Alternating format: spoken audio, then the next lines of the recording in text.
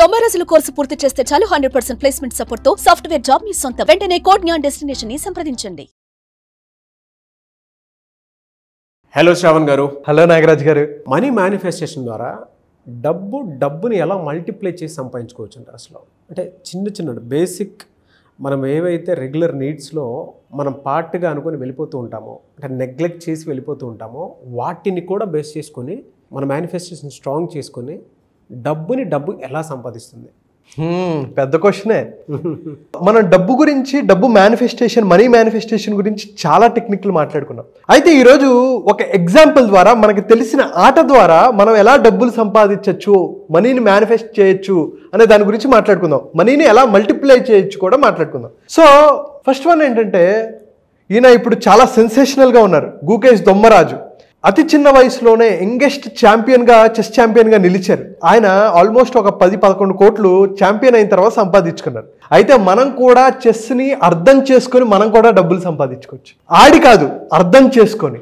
So దీనికి ఒక story ఏంటంటే, బ్యాక్ స్టోరీ ఏంటంటే, ఒక రాజ్యంలో ఒక రాజు ఉండేవాడు. అతనికి కొత్తవి కావాల్సి వస్తూ ఉండేది. అతనికి న్యూగా ఏమొచ్చాయి, న్యూగా ఏమైనా ఆర్ట్ కానీ, గేమ్స్ కానీ, ఇవన్నీ చాలా చాలా ఇంట్రెస్ట్.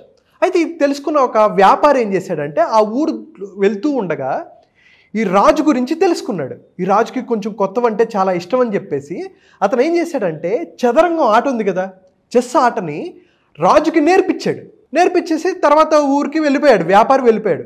అయితే ఈ రోజు రాజు కాసేపు కూర్చొని చెస్ ఆడుతూ ఉండేవాడు. ఇలా ఆడుతూ ఉండేవాడు. రోజు తనకు కిక్ వచ్చి ఎలా ఎత్తుగడలు వేయాలి, మైండ్ సెట్ మారుతూ ఉంటుంది.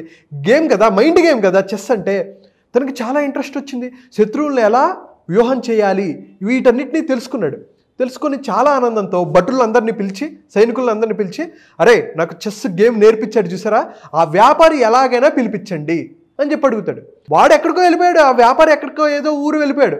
ఇంకా సైనికులు అందరూ ఈ వ్యాపారి కోసం ఊరు తిరుగుతూ ఫైనల్గా పట్టుకొని ఆ వ్యాపారిని తీసుకొని వచ్చారు.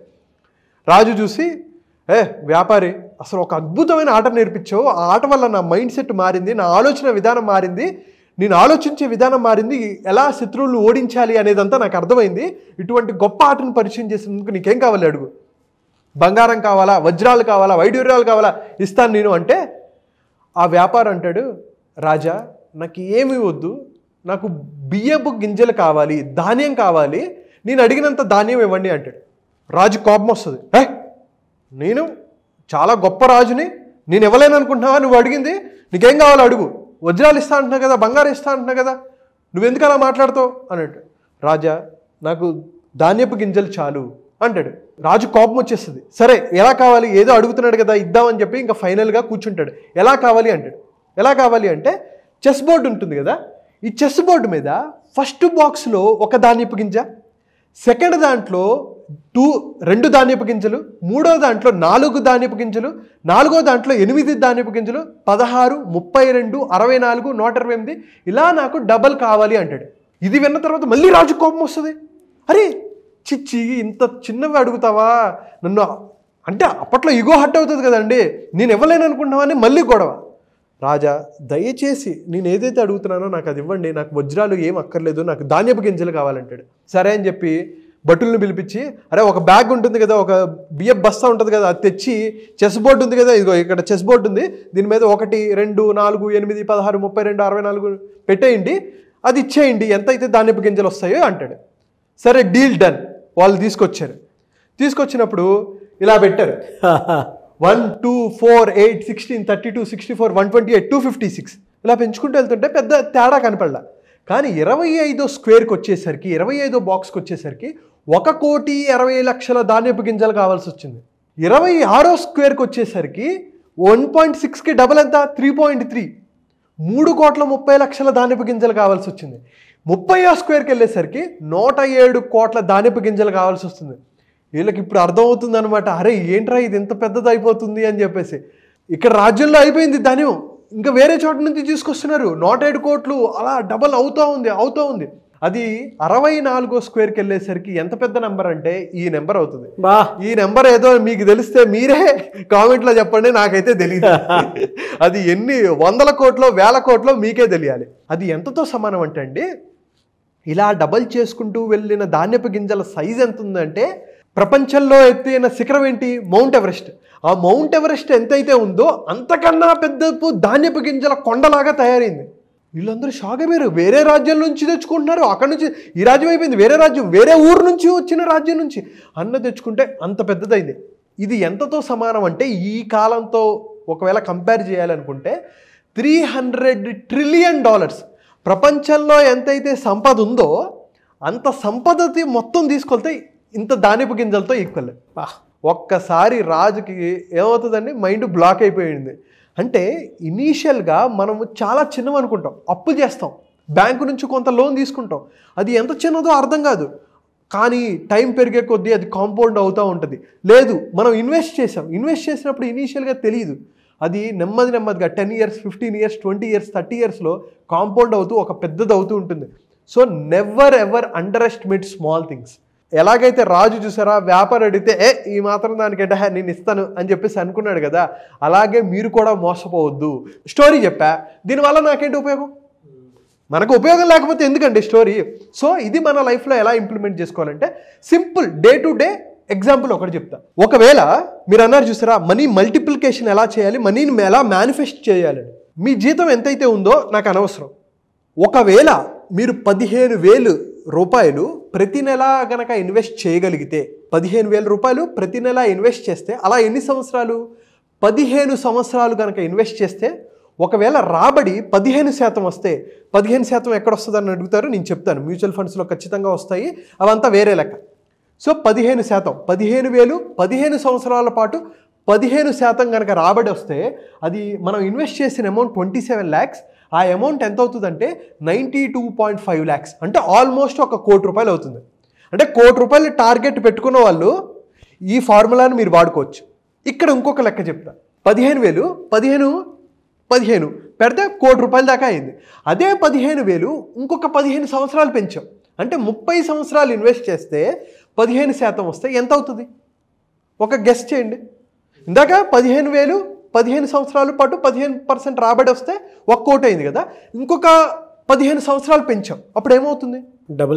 డబల్ అవ్వాలి. కానీ అది 9 నుంచి 10 రెట్లు అవుతుంది. దానికి ఎగ్జాంపుల్ చూడండి, నేను ఏది లెక్క గాల్లో చెప్పట్లేదు.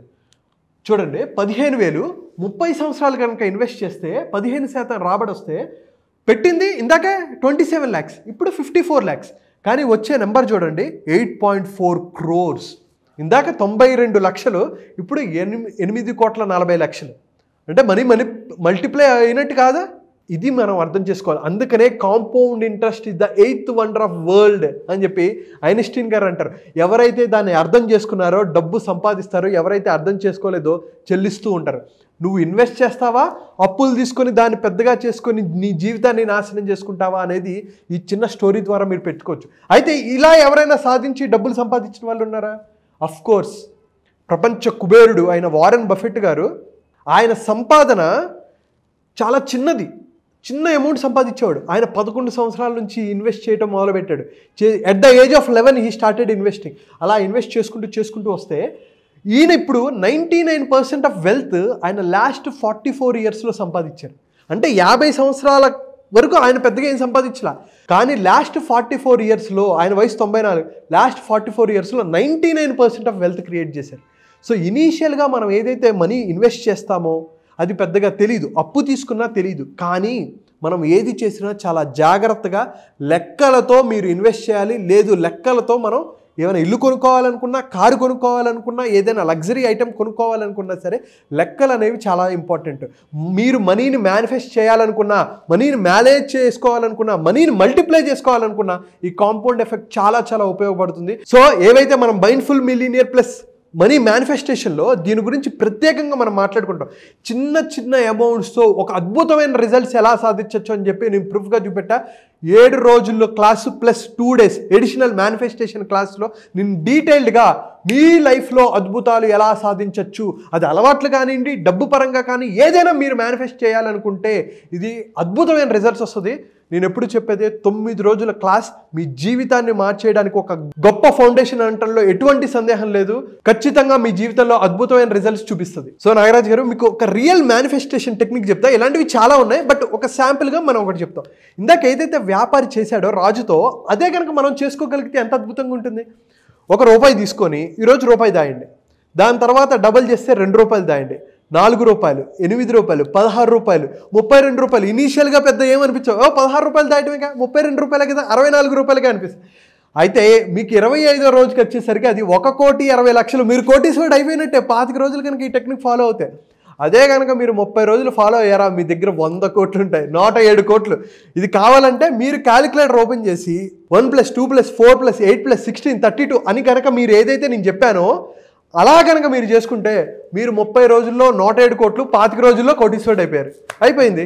ఇలాంటి బోల్డ్ అండ్ టెక్నిక్స్ నేను చెప్తాను, కొంచెం కష్టమైనవి ఆ రోజుల్లో, కానీ ప్రాక్టికల్గా ఇవి ఎలా చేయొచ్చు అనేవి 9 రోజుల పాటు ఒక అద్భుతమైన క్లాస్లో మీరు నేర్చుకుంటారు. Thank you so much Shravan గారు. థ్యాంక్ యూ అండి, thank you so much Nagaraj గారు. జనరల్గా క్లాస్ ఎప్పుడు ఉండే అవకాశం ఉంటుందండి అసలు, అంటే చాలామంది అడుగుతూ ఉన్నారు. జనవరిలో 16వ తారీఖు నుంచి స్టార్ట్ అవుతుందండి. 9 రోజుల పాటు mindful millionaire plus money manifestation. మనం వీటిల్లో ఎన్నో టాపిక్స్ మాట్లాడతాం. మనీని ఎలా ఆకర్షించాలి, మనీ మైండ్ సెట్ ఏంటి, అసలు రిసీవింగ్ బ్లాక్స్ ఏమైనా ఉన్నాయా, మేనేజింగ్ బ్లాక్స్ ఏమైనా ఉన్నాయా, వీటన్నిటి గురించి మనం మాట్లాడుకుంటాం. హ్యాబిట్స్ గురించి, ప్రొక్రాస్టినేషన్, మనకి ఏవైతే భయాలు ఉన్నాయో వీటన్నిటిని తొలగించుకొని ఒక అద్భుతమైన లైఫ్ని ఎలా లీడ్ చేయాలనుకుంటే ఈ 9 రోజులు చాలా హెల్ప్ అవుతుంది. దీని గురించి ఇంకా డీటెయిల్స్ తెలుసుకోవాలనుకుంటే కింద కనిపిస్తున్న నెంబర్కి ఫోన్ చేసి డీటెయిల్స్ తెలుసుకోవచ్చు. ఓకే, పండగ తర్వాత వెంటనే ఫ్రెష్ మైండ్తో మనం స్టార్ట్ చేస్తున్నాం. ఎనీవే సార్, థ్యాంక్ యూ అండి, thank you so much Shravan గారు. థ్యాంక్ యూ అండి, thank you so much Nagaraj గారు. సో జనవరి 16th నుంచి బ్యాచ్ స్టార్ట్ అవుతుంది. దీనికి కనుక మీరు ఎన్రోల్ చేసుకోవాలి అనుకున్నటువంటి ఎవరైతే ఉంటారో స్క్రీన్ మీద మీకు కాంటాక్ట్ నెంబర్ కనిపిస్తుంది, దాన్ని మీరు కాల్ ఆర్ మెసేజ్ వాట్సాప్ చేసి వెంటనే ఎన్రోల్ చేసుకోండి.